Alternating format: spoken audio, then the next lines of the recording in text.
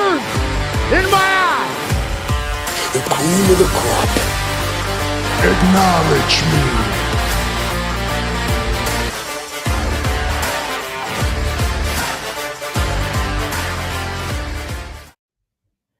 What's going on, Top Rope Nation? Today is episode 360 of said flagship show. I am your host, Jesse Velasquez.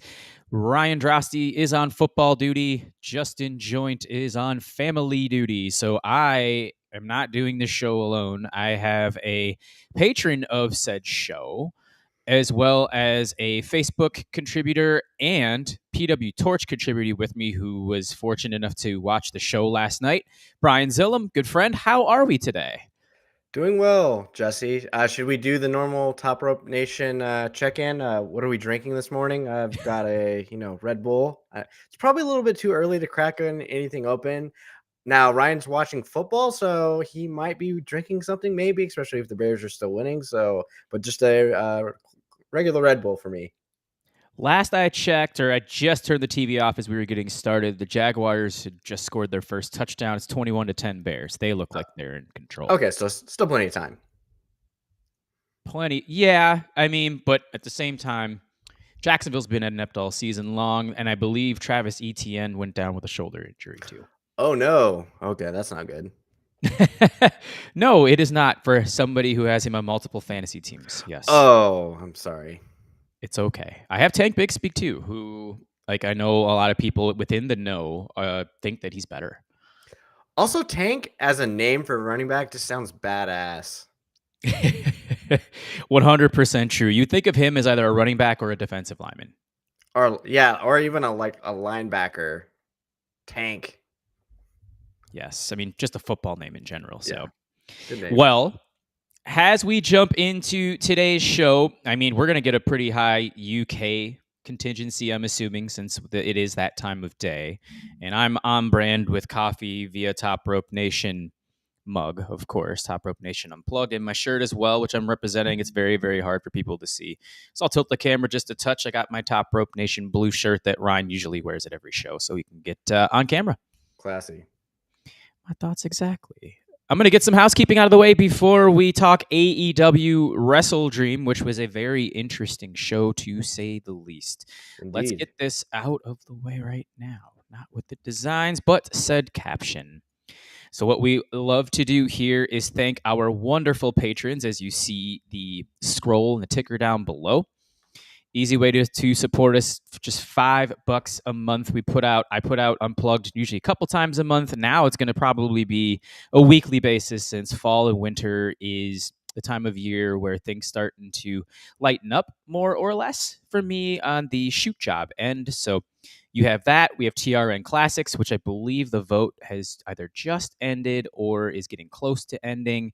And I believe WWF No Mercy 2001 was the show that won. Do you remember anything about that to put you on the spot? Oh, God, no. Couldn't even name a match on that card right now. I can name one.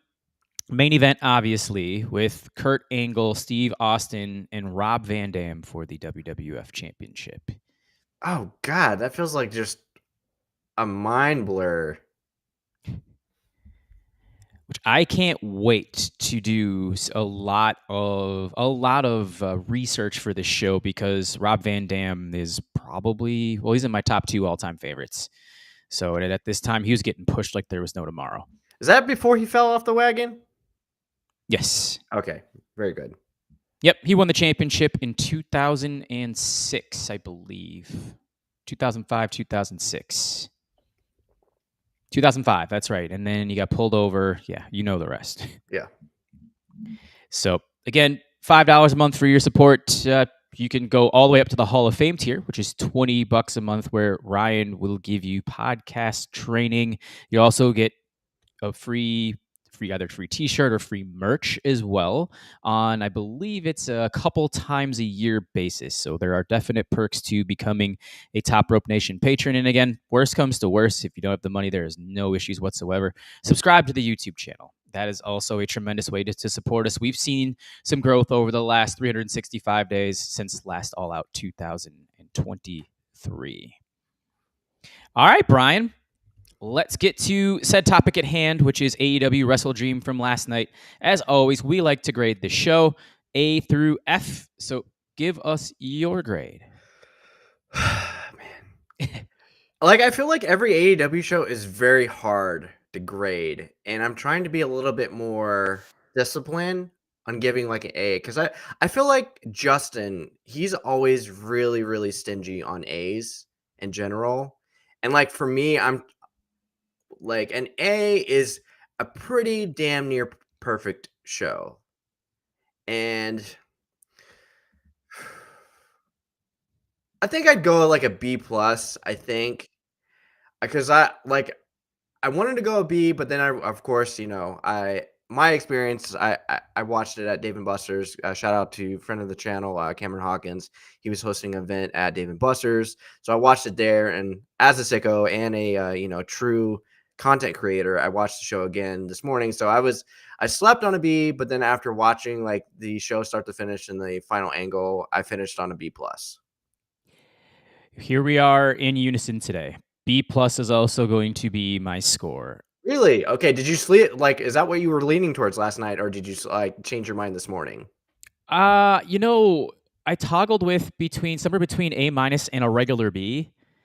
And a lot of that had to do with the ending as well. I felt, and of course we're going to get into that. There's many different directions to go, but top to bottom, there wasn't a match that stunk. That also very kind of like hard to judge now. I've got some things that like I'll go into on like why I thought like, I personally couldn't push it to the top. But if you look at from top to bottom, there wasn't really anything bad at all. And if you look at the placement, I mean, you probably could have gotten one match, and we can all guess what match we probably could have gone without of, but still turned out kind of good if retrospect, if you really think about it. The card placement was actually pretty good, because I actually adored the way they didn't put the women in the death spot, because normally that 2 out of 3 falls match, that's exactly where the women are, and that's where they probably would have died a death.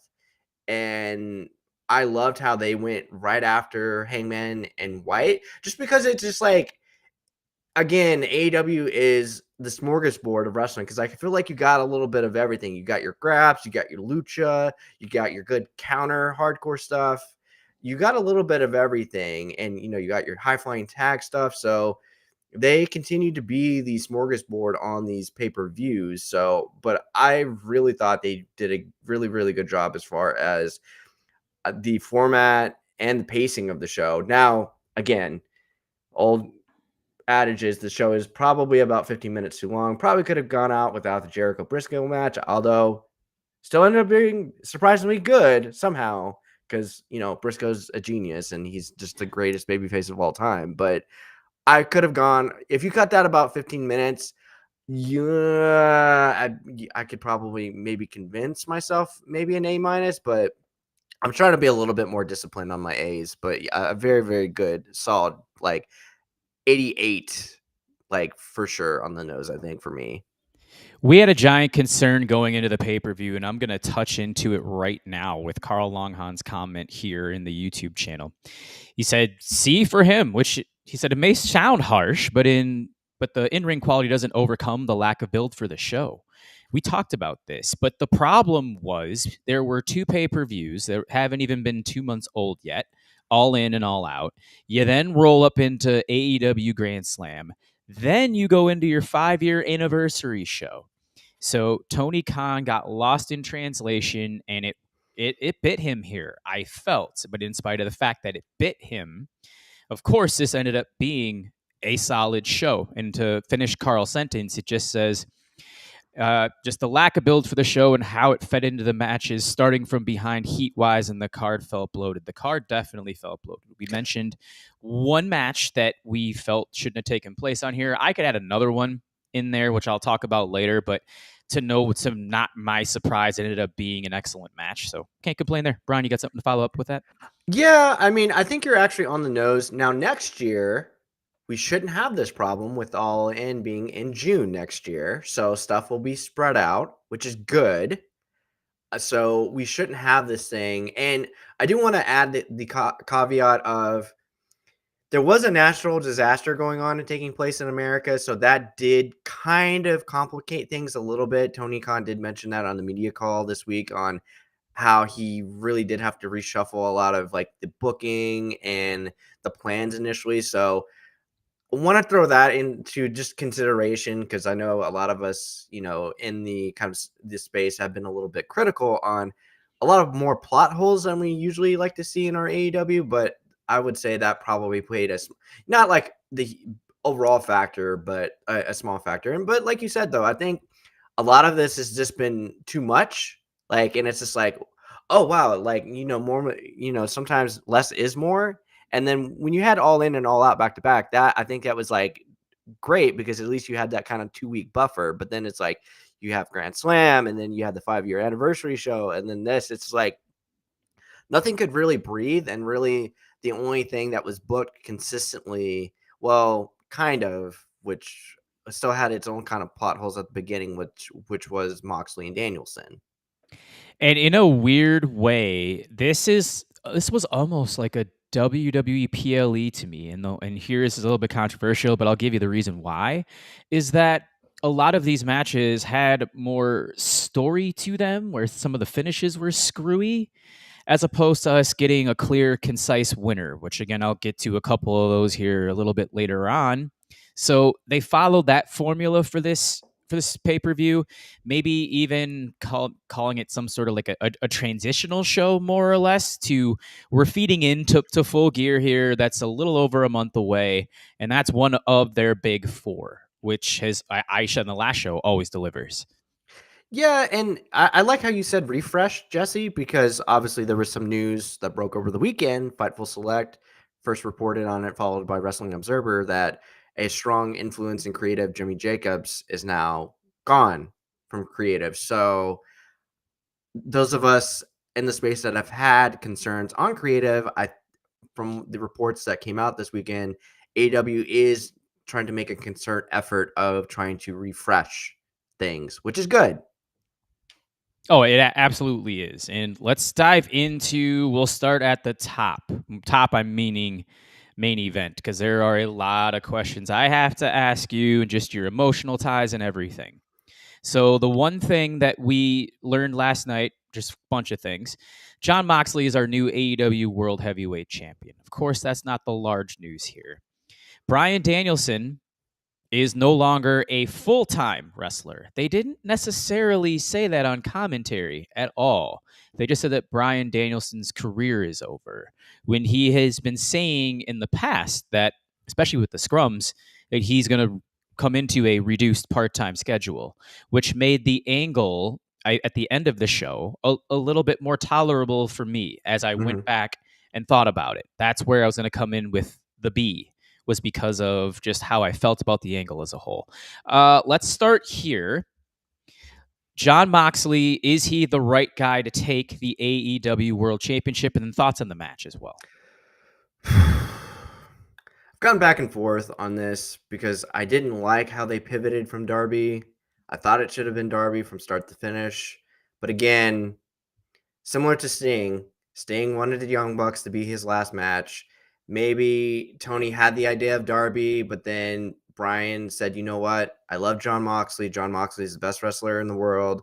I want Jon to beat me, which, Bryan Danielson wants Jon Moxley to beat him. Then, who do we say the no? And you kind of look throughout the week, and it's kind of like sad that there wasn't like a lot more people in that final Dynamite, because you get Final Countdown played on live television because Tony doesn't care because he's a madman right now, and it's like, wow, this could be actually his last Dynamite ever, kind of. And then you hear the reports that he's going in for neck surgery, which, if that, depending on what the doctors say and what Bree says, maybe this could be his last match ever. So it does kind of always plant that seed of doubt where maybe he's not coming back. like as a full-time wrestler. Maybe he's just going to come back as, someone backstage or a trainer or a coach. It's all relative. We won't know. So I do kind of like that kind of cloud of doubt where we honestly won't know. And, because I saw speculation of saying, oh, well, he's a free agent. He could show up on Monday Night Raw tomorrow. And I kind of just, he's not showing up at Monday Night Raw tomorrow. Let's go ahead and cut the crap there. It's not happening. So there's that. But as far as the match, I was trying to think where I would rank this as far as, so I believe this would have been the third match that they've had in AEW as far as a singles match. I think I would rank this second. I like their first match that they had as a singles where God, was that Revolution, yeah, where 2022. Regal came out. I think I still rank that first, this second, and then the Grand Slam match third of their trilogy together. And in terms of what they wanted to do, Bryan wanted to put Moxley over. He's this badass heel now. They wanted to put this group over as, horrible kind of shitheads. And I think for all intents and purposes, they accomplished that because they got booed. I really admire this. I don't know where you guys have thought about Marina Shafir's like addition to this group. I just love how Moxley is just really loyal to people and just sees stuff that we don't really see. I made this comparison to Cam Hawkins last night. Marina Shafir is what they probably wanted in Paige Van Zandt when they signed her, except Marina can kick ass, like for real, and you would not want to see her in a back alley because she'd freaking just throw you around like a rag doll. So I really admire that. You really knew the Yuta turn was coming. It's just like, oh my God, this is going to just be so painful. And, of course, Yuta's the one that has to choke him. And I know you didn't really see any bag outrage this time, but you could kind of tell this one was a lot. I don't want to safer, I guess is the word, kind of, sort of, but you could just tell it wasn't like as like jarring. And everybody kind of said, okay, they're going to really kill this guy because it was already known that Bryan's kids were not going to be there. So it was going to be a little different. It wasn't as actually violent and crazy as I thought it was going to be. I expected kind of like forks and like Moxley bleeding a lot. There actually wasn't, it wasn't as crazy as I thought it was going to be, which is kind of fine because the AEW probably needs to tone down the blood just a little bit. I mean, obviously you had like, Darby was bleeding in his mouth and Danielson was kind of cut above his eyebrow, but it was like not a, Crimson's mask. I forgot the word I was looking for. So, and I know I heard a couple shows talk about the magnitude of like the finale of Danielson actually just passing out, and everybody thought it was like kind of anticlimactic, but you go back and listen and watch, you could hear a freaking pin drop. That was like jarring once the ref like waved his arm up and he was just like, no. And then you saw people just at first, like my first reaction, I was like, okay, this is Undertaker streak type of vibe. But this morning, Brian Alvarez had like the good, like probably the best comparison. He said he compared it similar to Shawn Undertaker 2 when Shawn lost his career, as far as like kind of like magnitude, as far as like the audience, because everybody was like obviously super pissed when Cody lost to Roman the first time, but this was like, oh my God, this is like really, really sad. This is actually finally happening. And, a lot of people probably thought, oh, well, you let Sting win. Why can't you let Bryan? Bryan doesn't want to win. He wants to do business on the way out like you should. So I think that's why at first I really was thinking a B, but then I thought about the magnitude of what the angle was meant to do. And whether you hated it or love it, it's still a vocal talking point and you're feeling something afterwards. And I think that was the main goal of like everything. Definitely felt it. I can tell you that my heart just kind of sank Plain and simple. Bryan Danielson, this is what he wanted. I can tell you, I did not want this. I know Ryan didn't want this. We were just kind of confused by the whole thing. It's like Moxley's now a 4-time champion. He's one guy that doesn't need it. He and I both feel that Darby just isn't world championship material, where we have the contrarian on the other side, who Justin Joint, by the way, I'm going to give him a shout out on this. He called it. He knew this. He was just like, yeah, Moxley's winning this. He thinks Darby's going to take it off of him. This is just being used as a vehicle for him to kind of take the driver's seat and become the ultimate hero in this promotion. And the way that it was shot last night at the end, which I'll get to that in a second, was you had a couple of baby faces that were featured at the very end. But before I get into that, 25-minute match that was very physical, where it started. The music was playing. Final Countdown music played for about 4 minutes. These guys are just beating the crap out of each other. The bell finally rings. The music stops. And I really got sucked into this main event. It was such a good match from a chemistry perspective. I mean, these guys know each other. Fun fact here as well, folks. Bryan Danielson's last match on Raw was against Seth Rollins. His last match on SmackDown was against Roman Reigns. His last match as a full-time wrestler, Jon Moxley. So he's now had the Shield end more or less parts of his career. Interesting. Did not know. Fun fact, I did not know that. Danielson, underrated brawler, by the way. I don't think he gets enough credit for that. He is a fantastic brawler. I'd put him, Jericho, Jarrett, like as far as like my favorite, like still like active wrestlers, like as far as brawlers, like. But Danielson's great. Moxie's up there. I mean, I'll get into a guy that I love here in a second as well, but just with that closing angle, of course, as Brian alluded to earlier, Moxley choking out Danielson, him just going limp. And I remember this match. It was Moxley and Roosh, where Moxley put him in a bulldog chokehold, put him to sleep. Ref counts it out. Not even a second and a half later, Roosh just like snaps out of it, wakes up, and he's like, no, I didn't tap out. That happens. That happens in the UFC.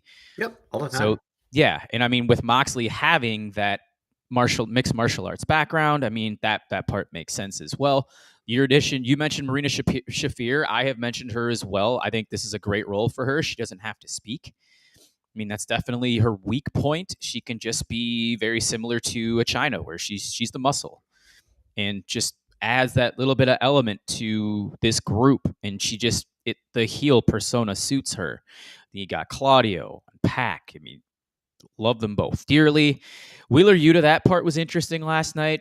Just kind of as soon as he turned his back on Bryan, he just like went down to his knees and almost started crying. I was just like, what's going on there? Well, in my head canon, I always harken back to, if you remember Blood and Guts last year, Moxley did save Yuta. He basically gave up to save Yuta. And in my headcanon, like Moxley is kind of like Yuta's dad. Although Danielson is his hero, who's he gonna like fight for? His hero or his dad? Because Moxley was the one who introduced him to the Blackpool Combat Club, if you really think about it. So no, you're 100% right. And going back to Carl here in the chat, just saying no issues at all with Mox getting the W if Danielson wanted that. Wish there was more of a focus on Danielson going for the title, not just from the Owen onwards. But again, that's more on Bryan than TK. I almost feel like Bryan Danielson was forced to have an AEW World Title run. Kicking and screaming, 100%.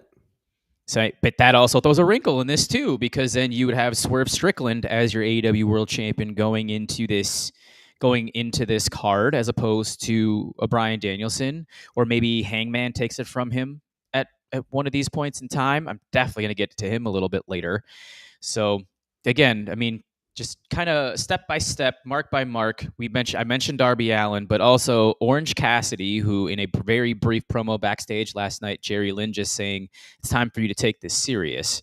He has some built-in history with Jon Moxley as well. All Out 2023. Yeah, where he ended that long win streak in the International Championship, and that was a great way to get him over as a serious character. He actually stood tall at the end of the show, in spite of the fact that Mox got the W. So, Darby, Orange Cassidy, and then off in the background, you could see Hook and Daniel Garcia. Hook, Daniel Garcia, we'll see. Especially with Jimmy Jacobs being gone, because there's also rumor that Jimmy Jacobs was not a fan of Daniel Garcia. Interesting. And you forgot to mention the biggest baby face in AEW right now, Jeff Jarrett, coming to Danielson's aid.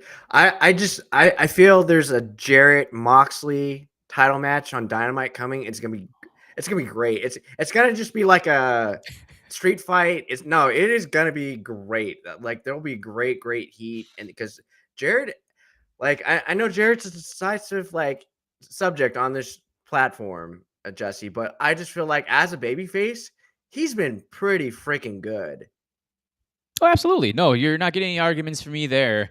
I just kind of feel the way Jim Ross did when Jeff Jarrett came to the ring last night. He just said, very stoic, not Jeff Jarrett. That's exactly how I felt. I'm just like, Justin Joint has definitely taken a liking to this iteration of Jeff Jarrett. This probably is a top 2 incarnation of him as well. So, again, I don't think you're going to get me arguments from there, but I just have no interest in seeing a one-off world championship match with Jeff Jarrett at all. Not in 2024. I think it'll be a fine TV match because you need Moxley just to beat up dudes in the main event. If you have it like a Memphis street fight, like Moxley in that environment with Jarrett could have a really entertaining 10 to 15 minute match, like on Dynamite. I'm fairly confident in that. We definitely agree here. Got one question in the chat as well. How could Mox have lost realistically based on the way he's been booked? That's the whole point that Justin Joint was making on this show for the last few weeks. Returns as a heel, and with the heel steam, it just makes all the sense in the world for him to become world champion. Ryan and I resisted that. We fought it because we felt that I think it's time for the company to move on and lean it into what I've felt are your new 4 pillars. And let's make a transition into that here right now, as I'm going to highlight one of them. Let's talk about, this is kind of a one-off here, but Jack Perry and Shibata, with Jack Perry winning the match in a very short match. It was fine. But then you had Daniel Garcia coming out afterwards. Then you have MJF coming out to confront Daniel Garcia after that. Just starts making headway, stomps him. Then you have Adam Cole making a surprise return, runs down to the ring, showing people he's okay. And folks, he's still over with this AEW crowd. Huge reaction from the crowd. Unbelievable. So what I've been saying in the past is you kind of got to keep this at a MJF Swerve Hangman Will Ospreay type level, I think, for your world title holders for the next couple of years. I feel like that's just the elite group, no pun intended. I don't know what your thoughts. Let's get your thoughts on that.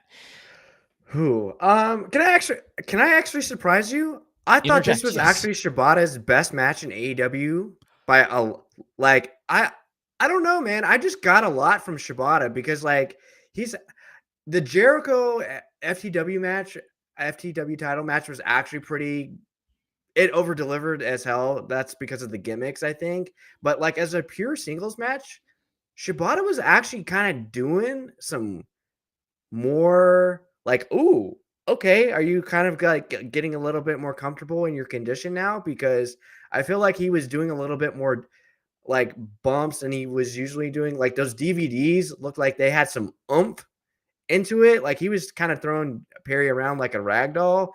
And my God, one of those chops, I thought Perry's soul was about to just combust from his chest like Doctor Strange.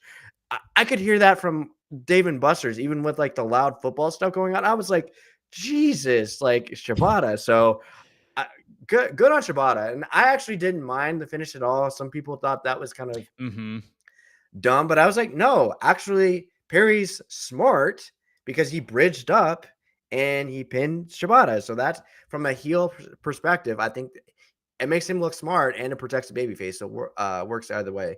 So back to your original question. So, oh God, I might differ a little bit in the 4 pillars. Yeah. I think right now Swerve, Omega for me. I need one more. I need a babyface Omega run for the title, I think. Hangman. I know this is Fourth where is hard because I see.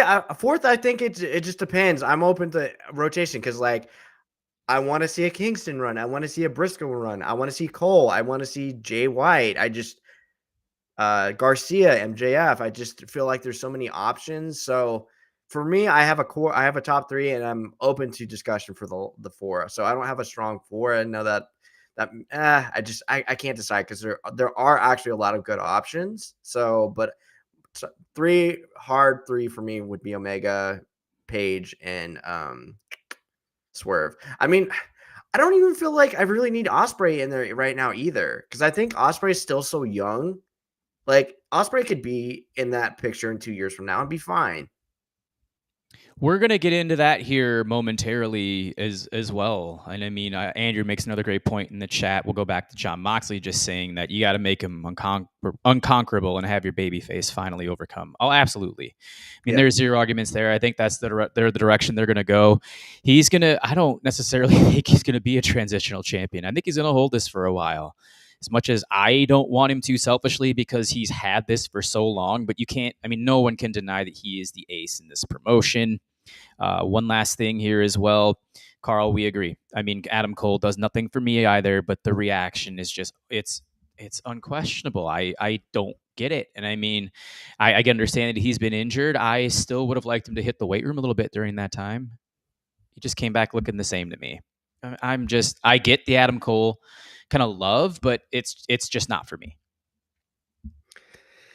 Yeah, and then when it's hard because I think the best Adam Cole is probably a shit grinning heel, but for mind wipe reasons, there's reasons why they're making you say, "Oh, well, that actually, let's just forget the end of 2023." Like Adam Cole's always been a heel, MJF's always been an asshole, so it's all good. It's all good.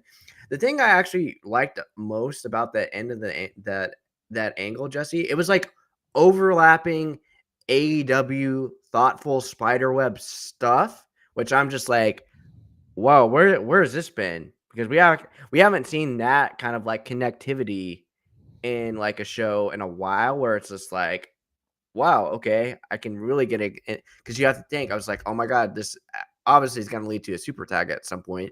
Is there going to be a fatal four-way? Are we just going to have Garcia versus Perry, and then also at some point MJF interact with Perry as a heel now? Garcia and Cole coming together. Like, what is this version of Cole going to be? Is he going to reunite with the Undisputed Kingdom? I would honestly prefer Cole just to be by himself, quite frankly. Like, just he needs to just be away from everybody, probably similar to Garcia. They kind of go their own way if they want to kind of help each other out. Like, if they end up teaming in together against the heels, that's fine. But I think that like Cole specifically right now, I want to see what a true white meat babyface Adam Cole looks like, leading to being a sweet guy. Like, don't try to be fake tough guy stuff. Like, I think that's where I can see people not really being into Cole because sometimes when he tries to like fire up like in a babyface promo, that's not him. Just because at his core, he's just he's a sweet guy who's a huge like video game nerd, like all of us to a degree, right?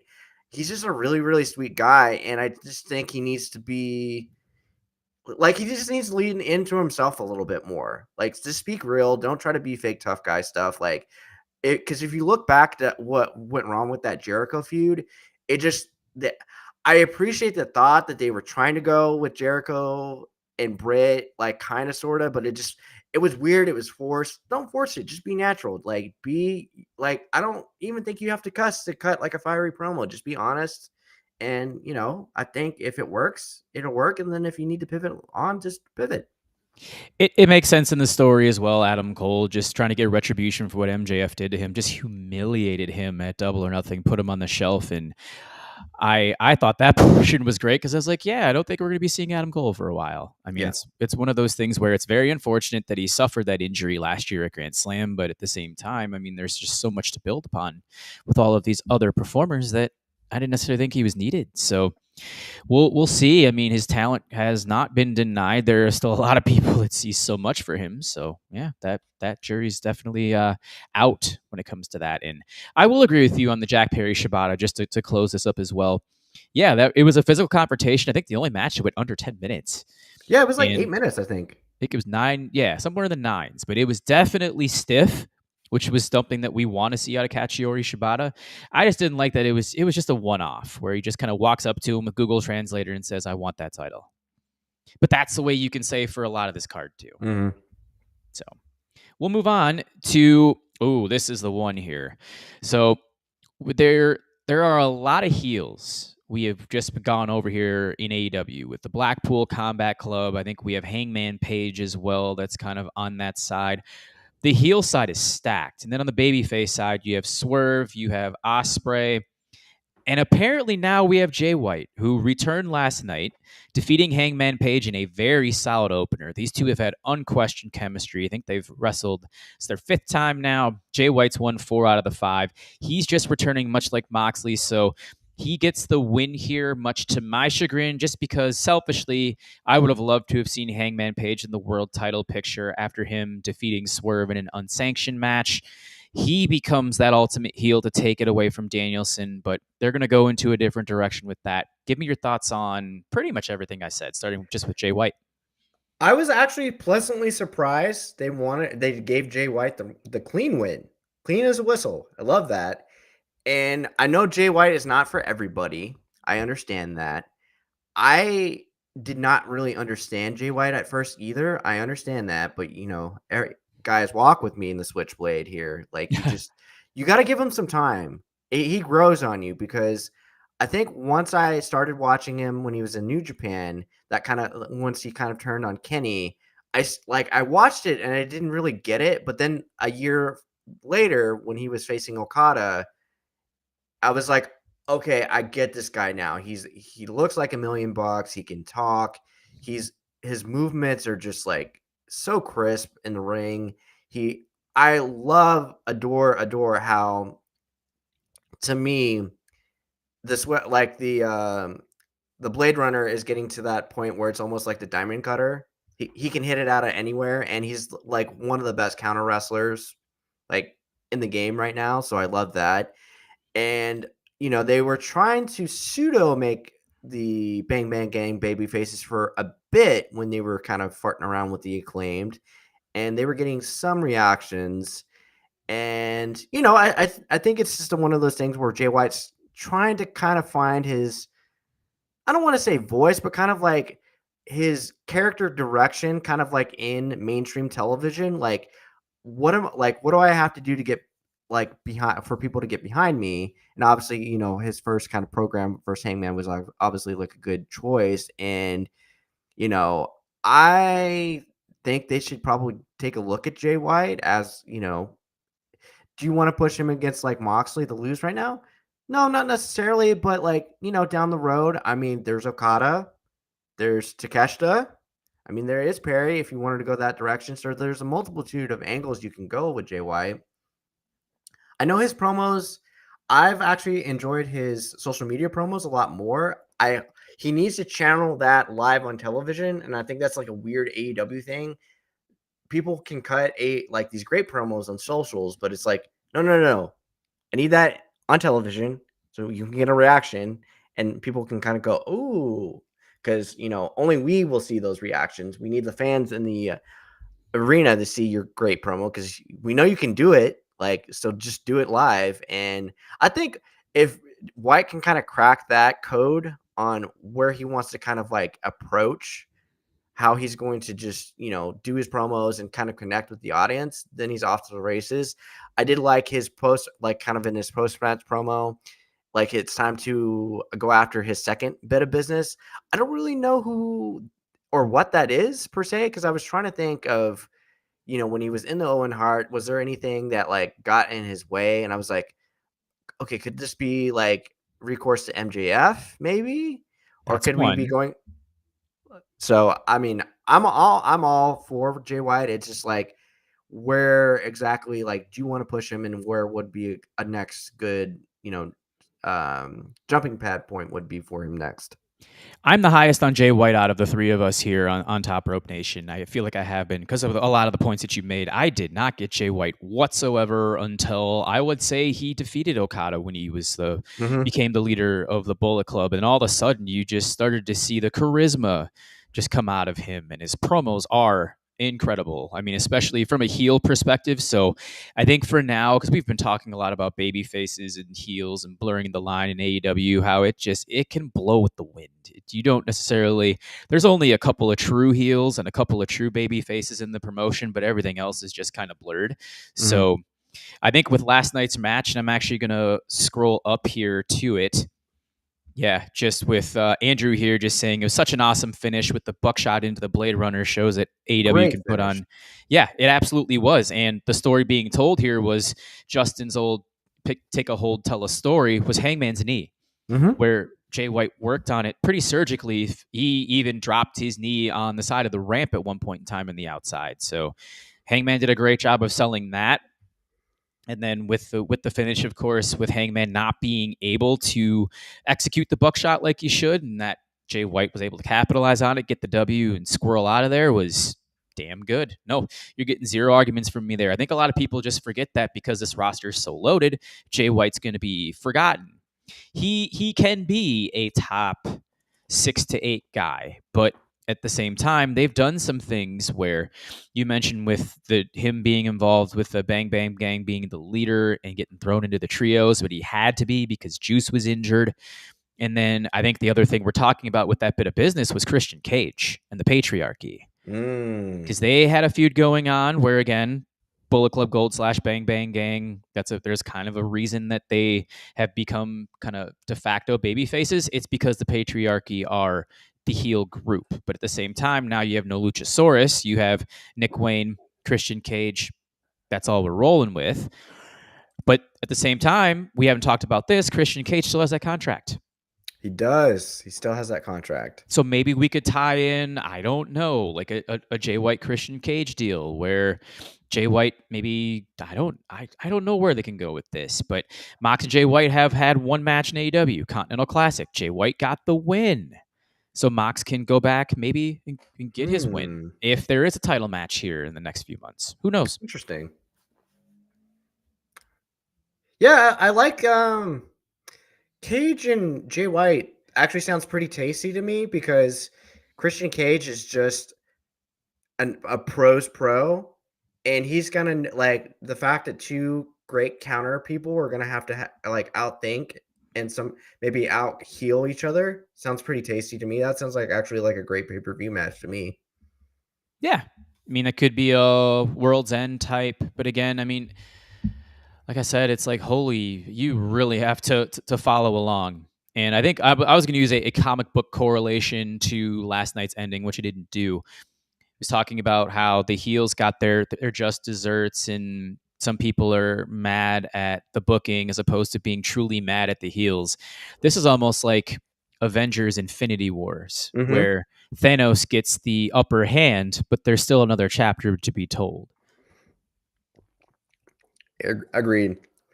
I felt after All In, Jesse specifically, even though like at the time, like being there live at the show, there was like almost like a Big Bang Theory coming where like I felt like there was going to be so much stuff resetting. And, I felt like it took a while. And then I think this, like you said, is kind of almost like the reset show where a lot of different stuff should be like you can breathe. You don't have to like cram everything in. You can kind of just build stuff off your Wednesday and, Saturday stuff. I mean, not that anybody still watches Rampage, but I mean, you can still throw little stuff here and there if you would like. But now that they've got the time to breathe, hopefully we can kind of get, what AEW is really good at and just, boom, boom, boom. Yeah, I think we have 6-7 weeks here till the next show. at least the major show. So this is where your television's gonna come into play, and now you have a heel group leading everything here. I mean, that's going to be the key. Now the audience is going to want the baby faces to try to overcome the heels. Yes. That's going to be key. I am going to, I'll stay on task because we haven't talked about this match yet. Oh my gosh, the international triple threat match. Oh, Jesus Christ. I mean, everybody knows how I feel about Will Ospreay and Konosuke Takeshita specifically, both of them. I'm definitely more of an Ospreay fan, but I have been telling people for 2 years that Konosuke Takeshita should be a breakout performer in this promotion. He has to, I still think he has to get away from Don Callis at some point in time. I still don't know when that's going to be. But before we get into that, thoughts on the match? Incredible.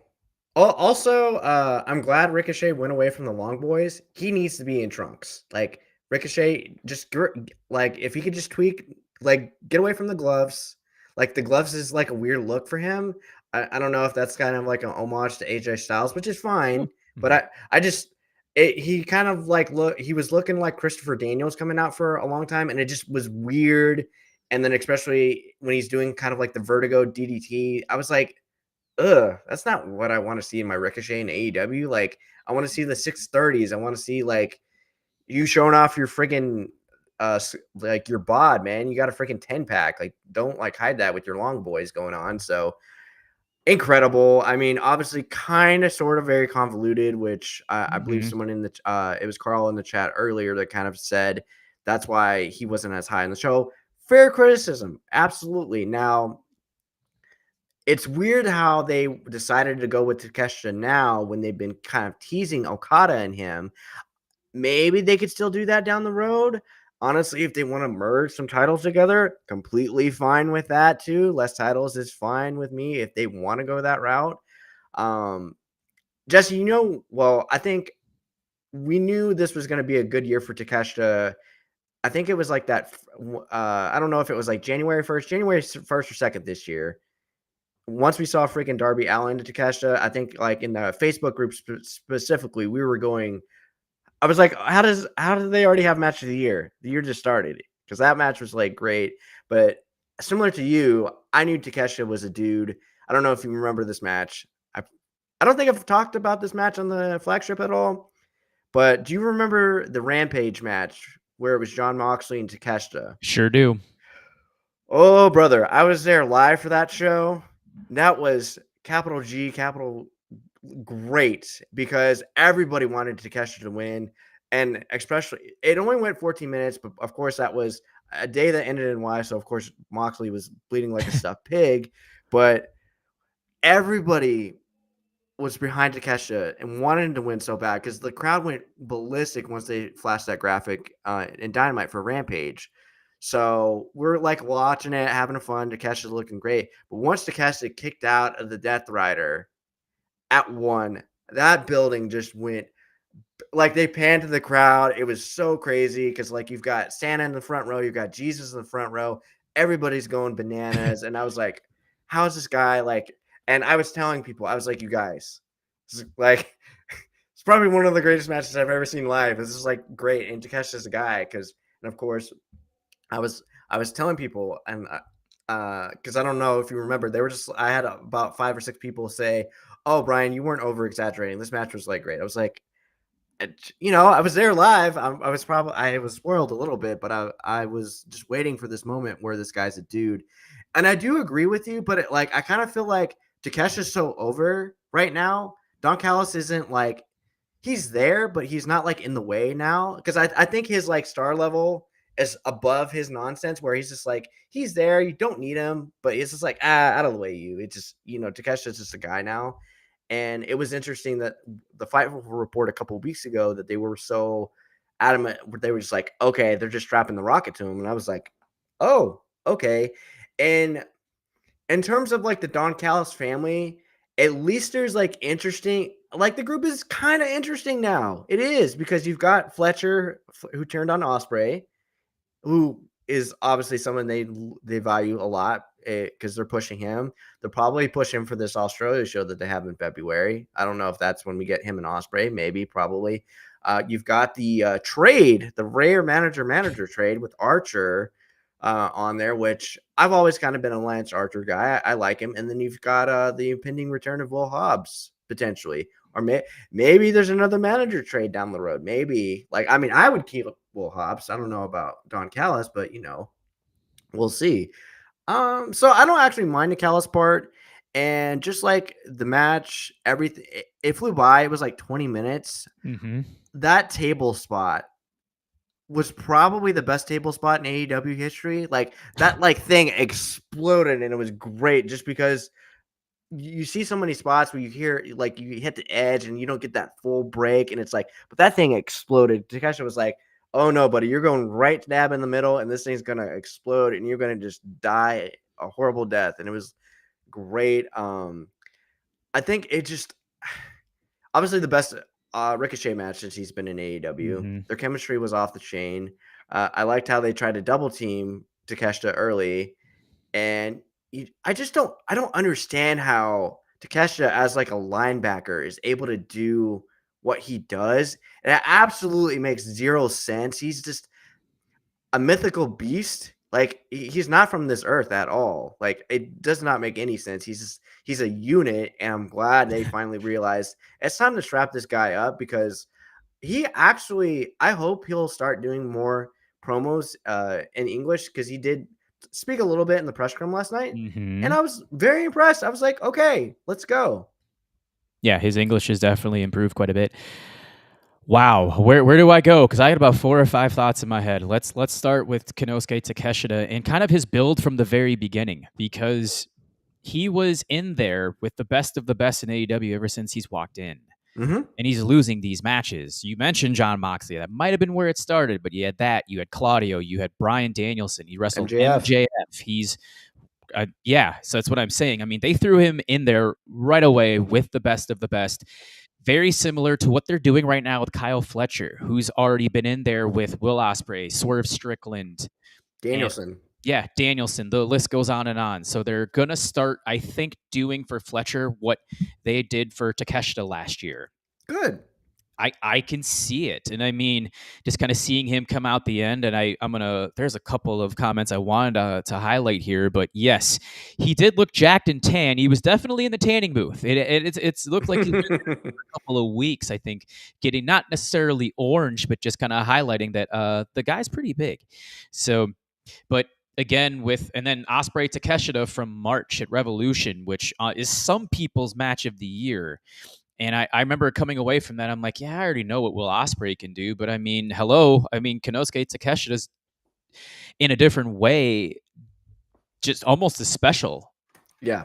Almost as special. I mean, he's physical, he's very agile, like you said, built like a linebacker, but moves like a receiver. Just ridiculous. Yeah, it's really insane. There was just so many takeaways from last night's match. Sadly, I think that's going to be peak Ricochet for the remainder of his AEW run. I think he's going to be forgotten. I mean, not necessarily forgotten, but I think he's going to take a couple of steps back. There's just so much going on right now that this is his highlight.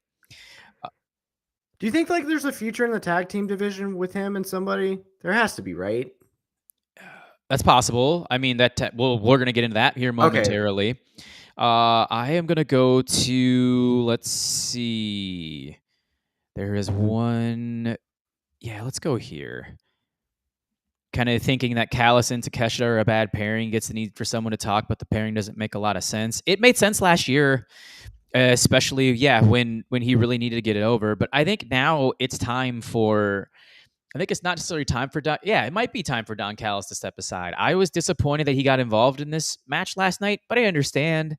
Again, it's very similar to the Moxley-Danielson finish where, from a storyline perspective, it makes sense. It's just not something that I agree with. It's not something that I want, and I don't get what I want all the time. Yeah, I mean, I think ideally, a nice meeting is if Callis is more like of a valet and still does commentary. And he doesn't get involved in the matches now. He just lets his people just go. He can still be an asshole if he wants to lead the group out, but he's just there to kind of be the soundboard and be support, but like let all these guys talk. Like just be, you can still be the Don of the Don Callis family, but be just more of that ballet where you just like hang out. You're like the heel on commentary, and you still let everybody in your heel group win clean. Or if they're going to cheat, let them cheat by themselves. No, you're 100% right. Now I'm going to get to one that I get that it's becoming repetitive. Will Ospreay even kind of said it himself in an interview with The Ringer on Thursday, I believe, talking about his selling and just saying that, well, do you hear the crowd reactions? I was trained by Ishii and Okada in New Japan, where if I got hit with a stunning move, it was a couple of options. I'm either laying there 1, 2, 3, or I'm getting up and I have to kind of create my own offense, and that's what makes me different. Mm-hmm. Which is understandable. It's a 2024 style of wrestling, but I think last night and granted, a lot of these spots were mind blowing.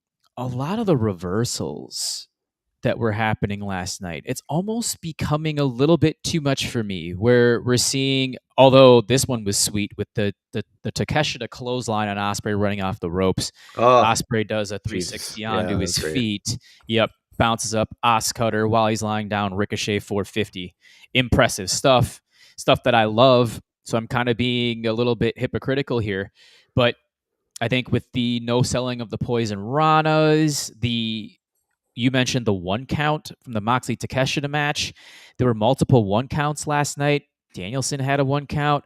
I think that needs to kind of go away for a few months just because it's getting a little repetitive and broken. That's fair. Yeah, these are some criticisms that I think need to be buttoned up going forward. Is there any other thoughts to this match or anything that I said?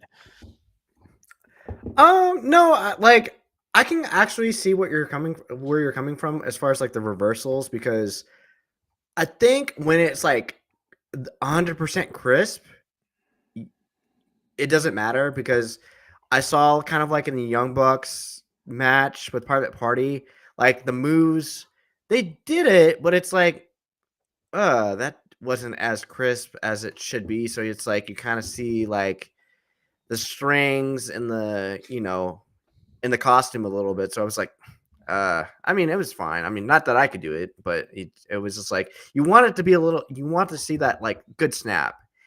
And yeah, like if everybody does, you don't want everybody to be the same, right? You don't want everybody to sell like a clothesline like everybody else does. And Ishii, I mean, I think, I love Ishii. I think he should have already been a world champion at this point. It's kind of disappointed he hasn't. And hopefully, eventually he'll get in the Hall of Fame. He should. He's great. I love Ishii. Yeah, I mean, I would have been definitely a lot more disciplined on the 1 counts. If anybody was going to get a 1 count tonight, it should have been Bryan. Honestly, that's it. If you wanted to kind of like have a fiery kick out after 2, okay, sure. Because like who actually kicks out of the hidden blade? Not a lot of people. That's fine. But yeah, no, I actually agree with pretty much everything you said. You probably want to kind of tone it down a little bit. Now, the good thing is not everybody can do this, though. Like, I think obviously these are like the select few that can kind of do it.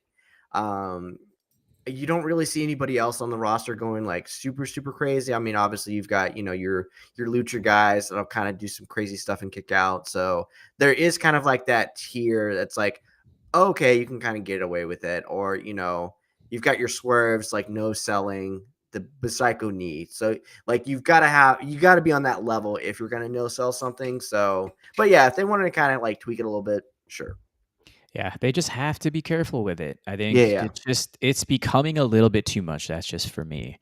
All right, we're going to make a quick transition here. I'm going to highlight a comment from earlier because this was one of my favorite matches last night. Mariah May and Willow Nightingale. John Hope saying, hopefully they heard the reaction of the women's match and book a few more, please. I think this was just a one-off because they're on 2, or usually do at least 2 matches. Sometimes we've seen 3.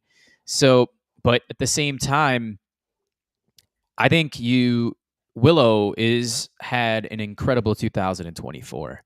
She started the build from last year. She's becoming one of the top baby faces in overall in the entire promotion. And then you have Mariah May, who just won the AEW Women's Championship at All In. doing tremendous heel work. This was definitely her best match last night. I mean, this was very hard hitting, physical, everything that you really want in a women's title match, and it was out of the death spot, like you mentioned Yes. earlier too. Give me some more thoughts on the women's match as a whole. Let's see. I will try to make this quick. I agree with you with Willow. I'm actually advocating right now Willow Nightingale, Wrestler of the Year for the women's division, just like across the board. I Can just be feel like debated. she's had to do a lot more stuff than anybody else because I go back and forth with her and Roxanne Perez as far as like people I would consider. If you want to put Toni Storm in there, I'd probably consider that. I just feel like Willow has had to do a lot this year. Like she had to be like, I mean, fed is probably not the right word, but she did have to. She won the title, TBS title, only to be Mercedes, like lose it to Mercedes, and by far she's far and away given Mercedes her best match in AEW. First and foremost, she had to lose to Mariah in the Owen final again. She had the arguably, to me, the best women's match this year. Mm-hmm. Like, just fantastic stuff between her and Statlander. And if you just think about like what they had to do in the death spot too, which is even more amazing. And I don't want to say Willow's gotten to that Darby Allin level where she's kind of like Teflon to losses, but you obviously don't want to see this at like all the time. And like to our last person who did the chat about like putting more women's matches on the card, I mean, it kind of starts more just on television, quite frankly. And it's weird because I actually feel stronger about the women's mid card than the title pictures currently because okay, so I said I wasn't going to go too long, but I will try to be quick on this, Jesse, because I know we've still got a lot to cover. I was worried they did the Mariah May angle with Toni Storm too fast, like where there was like so much time where it's like, oh man, like this was my favorite angle probably ever in AEW, but then it's like, okay, did we almost kind of just like do this? Was there too much time in between? And then like I saw her obviously win the title and All In, and I was like, okay, great, like off to the races now. But then it's like our on our flagship show on PW Torch, myself and my co-host Amanda Jenny, our biggest concern is what is her direction? What is her character? She doesn't have Tony to lean on. So like, what are we doing next with her? And that's been kind of my biggest critic. I went on a big rant our previous episode, not in regards to what Mariah May is doing, because I think she's doing whatever she's been given, which is not a whole lot, quite frankly. Like, and the women challenger of the week or the weekly title challenger of the week is like week one or year one stuff. And it kind of gives me the ick. They don't have any excuse for that. There's so many people on this roster that they can build Mariah May for. And it's pretty obvious that they're kind of spinning their wheels until they can get back to Tony. But Tony's busy. She's stuck in Florida. And she's probably going to do stuff in CMLL. And it seems like they're really trying to hold out until that Australia show, until February. But it's like, brother, we've got 4 months in between that. I'm not Paul Levesque plotting this out and just sitting there. Like, Mariah May is a star. You did the work. Like, just don't fumble at the one, because you did all that work for a year to build a star. Like, there's so like that that chemistry she has with Willow. It's great. Like, I don't even need like meat and potatoes, like cinema stuff, but like give me something where at minimum Mariah May can just slap the piss out of somebody, and give me that. Like, this great night for both women. Mariah May desperately needed this for me. I just hope it carries over onto Dynamite, where they just, I don't even care. Like, don't just do a freaking, I don't even care if it's like a Rumble or like maybe you do a women's title eliminator, or like what's the casino gauntlet. Maybe Sure. you do a women's casino gauntlet just to kind of like do something different where you can kind of just do something else to figure out, because the tricky thing about the title picture in the women's division now, you're not beating Mariah and you're not beating Mercedes right now. I don't think Mercedes is losing that title until next year at All In versus Athena. That's just me. I think Athena is the one that's going to eventually dethrone Mercedes at some point. So it is difficult that, you have to kind of feed people too, but it's fine. Just actually kind of slow build stuff. You've got Anna Jay back. But like I said, it is kind of a weird place where within the division, the mid card is actually really strong. I actually have Willow and Sat was like a home run. You're kind of doing interesting stuff now with Jamie Hayter. Not like you're kind of taking her out of the title picture right now, because I don't want to see Jamie Hayter lose to Mercedes or Mariah right now, which is Exactly. fine.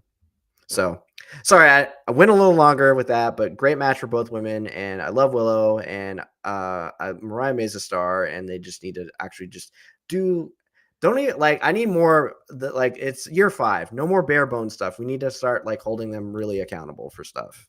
Before I get to Carl's point in the chat, which is something you nailed, Brian, I want to get to the repetitive nature of the title matches, where somebody loses a TBS title opportunity, 2 weeks later they get a world title shot. This has been going on for like 3 Ugh. years. It needs to stop. Yes, gives It me the ick. Yeah, Stop it. it definitely needs to stop. Carl's point here with this definitely being Mariah's best match as a champion didn't get much of a reaction, which speaks to her not being given much character work post All In. That's exactly what you said, Brian. Yep. No, you're getting zero arguments from me here. The question is now, who do you elevate into this spot? Does she start mowing down people, which can maybe water down the division? But like you said, and Ryan made this point in the Facebook group last night, Anna Jay went on that excursion to stardom, much like Takeshita did with the G1, came back a different wrestler, looking much better. Julia Hart is still out. She should be back here momentarily.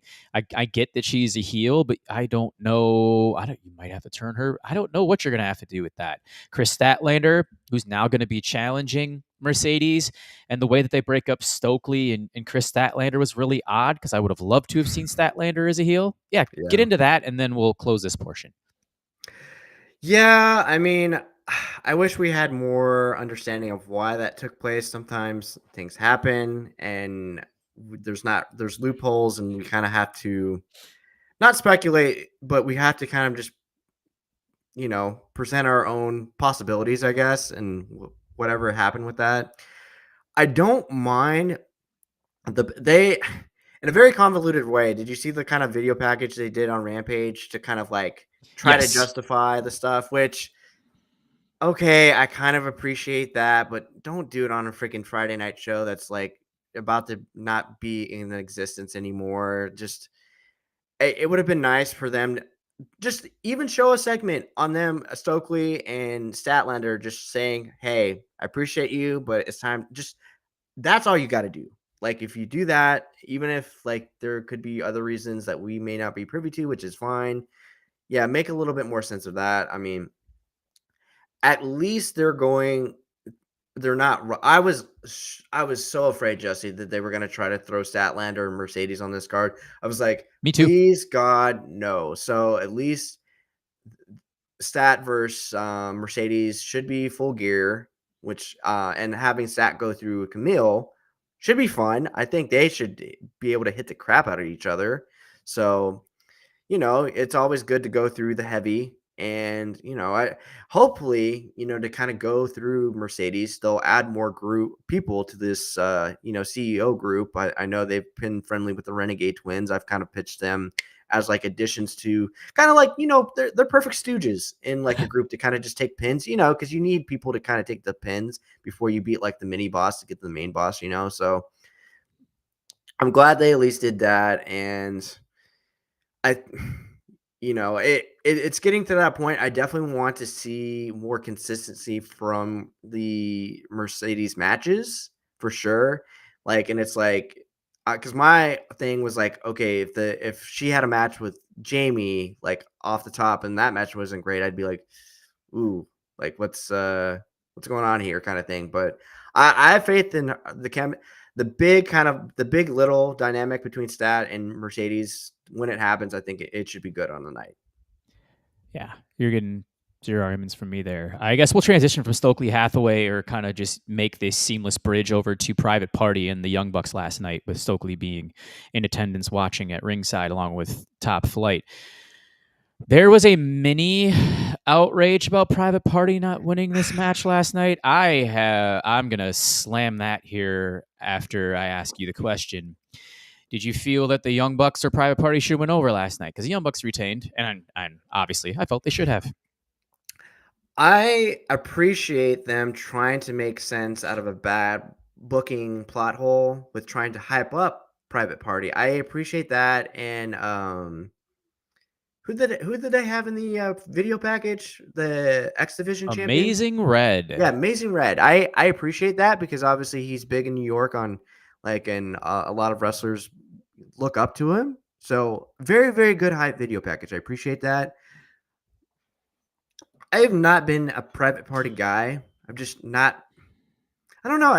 Maybe it's because they were just existing with the Hardys for so long. I just fell out of love with them, and I just like I don't really.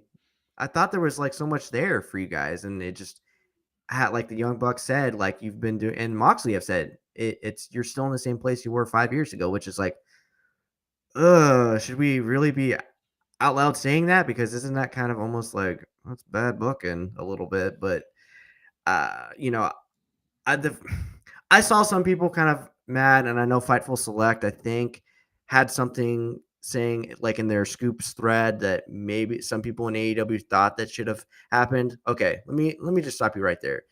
This is another problem where people are losing upwards because Isaiah Cassidy, of all people, took the pinfall in the trios title match, which, mind you, they had a guy that could have eaten the pinfall, and this might have made a little bit more sense, but you didn't even pin Commander. You pinned Isaiah Cassidy submitted to Yuta.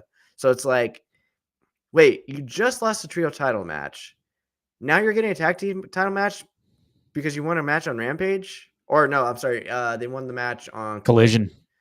So it makes me sad, Jesse, that the tag team division is in the state of it's in right now. I think by far it's the worst thing apart. Like it's the worst thing in AEW right now. It makes me very sad. And I don't know where to look, how to fix it. I think I've pitched ideas before. If Samoa Joe returns, Hook and Joe versus the Young Bucks, yes, please. That sounds tasty. I've pitched the idea of not them to win. I think it would be a very, very, very entertaining match. Give me the Outrunners and the Young Bucks in a TV main event. Man, it's funny because I was advocating for so long because I was desperately bored of this tag team division. I needed something to freshen up, and the Outrunners, man, they are so fun, Jesse. And fun fact reported by the Wrestling Observer newsletter, I believe 2 weeks ago. Do you know the Outrunners are third in sales and merchandise in AEW right now? The Outrunners, baby. The youngest men alive are the third in sales in AEW right now. And then obviously they got a great reaction last night because I didn't realize Turbo Floyd, I believe, is from the kind of Seattle area. And Brian Alvarez said last night, apparently all of their merch was sold out last night. So, if anything, I think there could be a good opportunity to use the Outrunners as a vehicle. My co-host Amina Jenny on our flagship show pitched this idea. He thinks as the Outrunners continue to be over, they need to use it as a vehicle for FTR to beat down and bloody up to go back as heels. Because I am so bored as FTR's baby faces. Like the LOD Legion of Doom FTR pop comparison that's been gone for a long time. Really bored of the FTR, and I know it's hard because the Bucks are heel, but they can still do tag team heel stuff. They don't have to be in the tag team division. Like have actually like a contest, like where you don't have to be in the title picture. It's weird how they've kind of just been beating GYV, which is like, what are we doing? So. I saw a great pitch last night on social. I had to go back and look at it where they need to do the blind tag eliminator. And the gentleman pitched Darby and Brody as the winners to go face the Young Bucks. I'm sorry. Top Flight and Private Party are not it, guys. I know I wanted to believe in them for so long, but as someone that sees them pretty repetitively on Collision, it's not their time. Now, potentially, could there be some refresh with Stokely as like their manager mouthpiece if they're going to go heel? Yeah, like I'm open to see it. Like I'm not going to say maybe a year from now I'll put my hands up and say, "Okay, I'm ready for Private Party to like push them to the moon," kind of thing. So, but Private Party has to be willing to do the work, and then hopefully with Stokely like kind of controlling the situation and helping them, maybe that'll push them over where they need to be. But yeah, I was like, I kind of rolled my eyes like you were, Jesse. Like I saw people kind of mad because I see the people in good faith actually do believe in Private Party. Someone I really I thought respect if any, had that last night. I saw more fake outrage than actually like good faith outrage, I think. Yeah. And I mean, this is John Hope. You're saying exactly what I said last night. Is Private Party has had an under 500 record for a long time. Oof. They have an under 500 record this year. They lost to Mansoor and Madden 2 months ago. People, Oof. again, don't forget that. I mean, they were thrown to the woods. The BCC dismantled them 2 weeks in a row. And like you said, Moxley just put them down. You're in the same place they were 5 years ago. How can you just kind of put like mascara or lipstick on a pig and say, "Oh, this and present this as brand spanking new"? You can't. There's so much they need to do to rebuild the image of not just Private Party but the tag team division as a whole, because there isn't really anyone right now that can stake claim to taking this away from the Young Bucks. I think if you maybe pair them with Stokely and then have them win 7-8 matches straight, do it. Again, you mentioned Grizzle the Young Veterans. I don't understand that either. The Outrunners, I think they're going to continue to do this maybe the next 4 to 6 months and see if we could get them in that role as tag team champions, possibly later on down the road. But same thing with Private Party. I think it could be one of those two teams in the next, we'll say, 4 to 6 months that are the tag team champions. And then from there, Carl pointed out as well that this is the coldest the division has been. It's super cold. Ditto with the Elite too, definitely, because we have not mentioned Okada on this show at all, and for good reason. And he's going to be wrestling Kyle O'Reilly here soon for the Continental Championship that was played up last night. So there's that. Or is there a team that we did not even mention that could save us all? And he's for anybody who hasn't seen socials, there's been one Kenneth Omega who's been working out. He's got some big meaty biceps right now, and I thought I was like, oh my god, are we gonna get Kenny back? Like, come save us, Kenny, save us, Kenny, save us, Kenny. So, and Kota Ibushi has been moving around a lot better. I'm skeptical on like what the quality would be, but I mean, it's Kenny by God Omega. So if anybody could potentially save the tag team division, maybe it could be Kenny and Ibushi as another option. But like, I don't know. To me, I still like Joe and Hook. I really like them as a kind of combo, just because like, one, somehow Joe got like a 5-star match out of Hook. Like, let's not undersell that. So let's put Samoa Joe in the first, like, wrestler of the year conversation first and foremost. Like, do you think about like that quality match he got out of a Hook and everybody was kind of behind Hook, and then he's like getting Hook to show personality in these like kind of vignettes, or not vignettes, but kind of like interactions backstage when they're kicking everybody's ass. So, and I don't know, I just think like Hook and the Young Bucks, that could be like really fun, just like interactions. I want to see what it looks like. And then Samoa Joe kind of like as a champion still. I want to see that because he deserves it. He definitely got the best match of Hook's career out of him. And I have been a proponent of that whole pupil and the pupil and the teacher kind of deal. I would say the match was good, like 3.5 stars for sure, but definitely Hook's best career. Real quick here. Yeah, it was definitely weird that Private Party just stood there in the ring with a thumbs up. I thought Mark Quinn was going to turn for a second. I was like, oh my God. Like, if you do all this shit, Mark Quinn turns. So I was like, oh my God, please don't. Please don't. Because he looked at him crazy. I was like, oh my, this would be the most WWE AEW pay-per-view ever if that actually happened. This is so, like I said, this is so strange. And I'm not getting paid to resurrect this tag team division. So Yeah, unfortunately, I don't have any answers right now for you. Let's try to wrap this up in the next like 7 to 10 minutes. Any other major thoughts on WrestleDream? Because I have one. Let's see. S- Mark Briscoe somehow getting a great match out of that slapdash match with Jericho is unbelievable. Mark Briscoe should be consideration for Wrestler of the Year. Like, fantastic facials. They got me because once Jericho did the J Driller, I was like, for the love of God, don't even think about it. And then, Briscoe fired up and he's got wonderful facials. Like, love Mark Briscoe to death. Just like wonderful man. He's got great family. Just love him to death. Um, if Darby was, if somehow Darby was actually like in his like nightlife a superhero, surely he has to be related to Wolverine at some point because my God, his bones have to be made of antimonium for like the bumps he takes. Like, dear God, like just why Darby? Like, you've been literally hit by a bus. You don't have to continue to do what you do, but he did. I was actually not sad that they didn't do Lashley as a debut last night. 100% agree.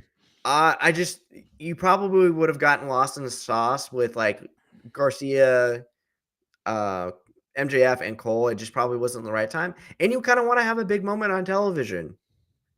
And I actually really liked that segment. I know we didn't really talk about it. MVP did a great job of being a heel and putting the babyface over. And Swerve, I loved how he opened up about Shelton Benjamin. Like, because he, God bless, Shelton Benjamin does not get his flowers because he just, I think some people think he's this generation's Mr. Perfect, where he should have been champion a couple times and he just never was. And I just like those interactions, like from promos, because like as a heel, you can still put over the baby face and still kind of like condescend him in the promo, and then vice versa, like for the baby face. I thought that was like a good interaction. And then eventually, Swerve's gonna have to go through Bobby Lashley. And it's like, okay, so where does Swerve go from here? Obviously, he's been, piling around with EJ Induka, who's Dallas local, very, very good guy. He looks like $1,000,000. He's only been featured a couple times. Like, he was in that like brouhaha with when Swerve, where Ospreay like killed Swerve, like with the hidden blade on the ramp. But he's been in dark matches. He's been in Ring of Honor. He's a good guy to have. So we'll see if who else Swerve could potentially add to this group going against the new MVP group. So we'll see. Anything else? I mean, I actually like Darby and Brody. Just, I love big guy, little guy stuff. And I loved how they kept on like going over the history, saying this is the first time Darby's ever pinned Brody King. I thought that was actually pretty cool. And yeah, I think that's pretty much it. I mean, I saw like a very solid B plus. I think, like you mentioned, if we turn down on the repetitive stuff, like multiple kicking out of one, make a little bit more tighten up on the storylines a little bit. I think you could, if everything flew, like if they had built up Private Party for like a month, I probably might have bumped this up to an A minus, I think.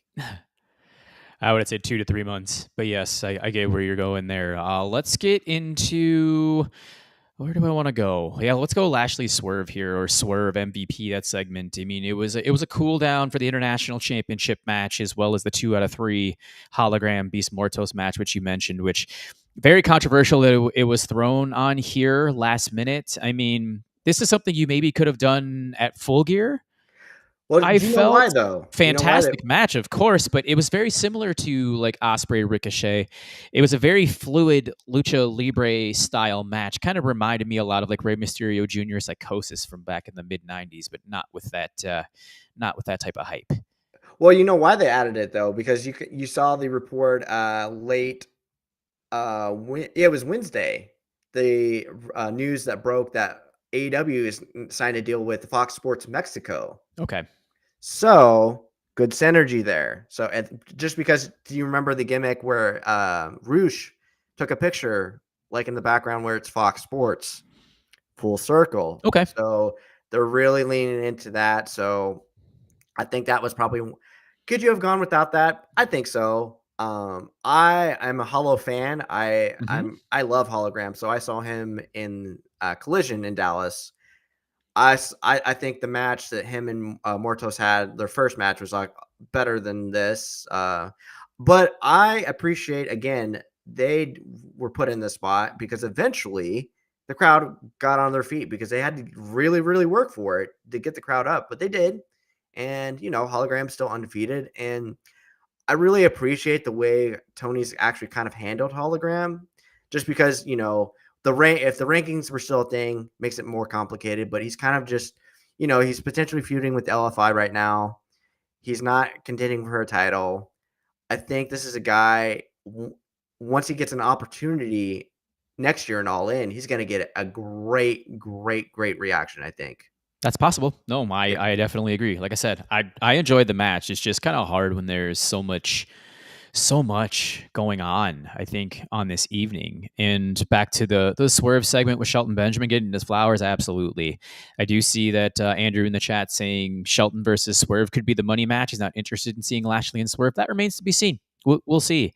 I mean, I don't know how what Shelton's working boots look like at the age of 49 anymore. I mean, I'm a U of M grad too. He, I believe, either left the year before I got there or he was a senior when I was a freshman. So yeah, I mean, the guy's ultra talented. Definitely. Yeah, we'll just see how that goes. I worry a lot about like the older generation trying to fit in with the newer generation. I think just getting lost in the shuffle. One last thing, because I wanted to hit this too as well in one of my big concerns for AEW moving forward. With Jimmy Jacobs, he was the one apparently that had a lot of the learning tree stuff and hoping that it gets ditched. Yes, I mean we completely agree. As Cam Hawkins eloquently stated on his quick little minute and a half video last night, which I saw you in the foreground, Jericho can just go away, and he was just kind of fan-esque there. So, Yeah, all I right, mean, one it's last thing, time. and I'm gonna let you close this segment as well. So, I understand like the Judas effect,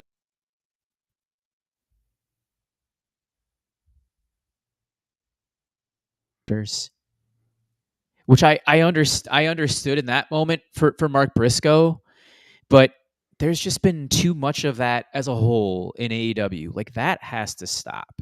Mm-hmm. So hopefully they button that up too. And it's something they haven't done over the course of these few years with like the one counts and the kicking out of too many finishers. That's all I really have to say about that.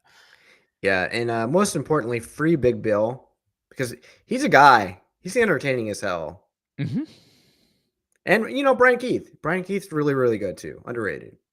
That's been the best thing about the learning tree is more exposure for Brian Keith and Big Bill. But again, Yep. there's dozens, like 40, 50, 60 performers out there where it's like, oh, they should get this TV time. I mean, it's hard to pick up those table scraps when you're focusing on like certain dynamics in the show. Very, Yeah. very hard. And then if they wanted to kind of just put Brian Keith and Big Bill in the tag team division, fine. Like There you go. like any excuse to see Big Bill on my TV, absolutely fine. As long as Jericho's kind of like more, I don't want to say he has to permanently go to like a Don Callis role, but like just just kind of just let them kind of do their own thing. You can still be Jericho, but yeah, I don't know if he's due for a Fozzy tour anytime soon, but if you wanted to kind of chill out for a little bit, it's completely fine. Yeah, definitely agree. B plus show, as we mentioned at the very beginning, we definitely agree there. There was just a lot to unpack. We wanted to deep dive a little more than we usually do here on Top Rope Nation with the AEW with the pay-per-view reviews and things. We had a little bit more time today. So, Brian, thank you so much for your inclusion. Real quick, promote some things, and then we shall get out of here. Not like a lot in the furnace right now, but at Brian Zome on socials, if you want to follow me there. Anybody that's a VIP subscriber for PW Torch, I do my weekly show with my co-host Amanda Jenny. We are the Collision Cafe. We do review AEW Collision, and then obviously tomorrow we will be doing our AEW WrestleDream review show there. So that should be really, really fun. And thanks for having me. And I'm happy to be the strange bedfellow at whenever you need me, Jesse. I got you. Always appreciated, Brian. Definitely a lot of chemistry we've always had at we're looking at probably 5 or 6 times now that we've been on together. Yes, we haven't actually recorded since my birthday. Do you remember that show? It was a Patreon show, which I hyped up tremendously. And I know the patrons appreciated that because it was definitely a little bit different lens. Yes, it was a great show with our good friend Cam. Who's doing, oh my gosh, some incredible things now. Yeah, of course. He's really, he's great at what he does. Like, shout out to Cam for sure. Completely agree. Ryan, Justin, and myself, I believe, will be back on Thursday for a flagship show. They'll give very brief thoughts on AEW WrestleDream. We'll probably talk a lot about Dynamite. And then, let's see, with the WWE headed towards Crown Jewel in a few weeks and Survivor Series, I know you and I both on that one. That ugly looking Crown Jewel title. And just the way they're, yeah. So, all right, you're already getting a sneak preview of how I feel about it. But last thing, again, please subscribe to the YouTube channel if you haven't already. The chat's inclusion today, tremendous as always. Thank you so much. Always appreciate it, especially when Ryan and Justin are gone. Interaction is always what keeps us going. And I'll hype it up one more time. Top Rope Nation's Patreon, which is patreon.com/Top Rope Nation. We'll be dropping our classics here in about probably 2 to 3 weeks. And I believe it's WWF No Mercy 2001. Very cool. Check it out.